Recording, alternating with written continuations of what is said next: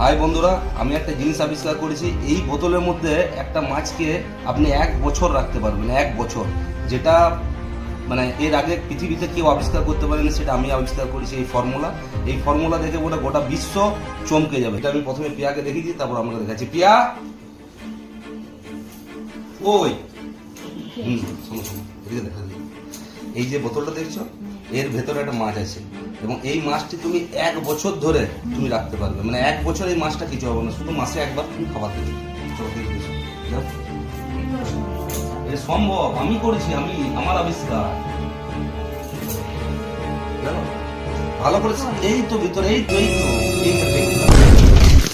सारी उम्र मैं जो कर जा बड़े यार তোমার দ্বারা কিচ্ছু হবে না, তোমাদের আবিষ্কার, তোমার দ্বারা কলা পাকা হবে, তুমি ধ্বংস করতে হচ্ছে না।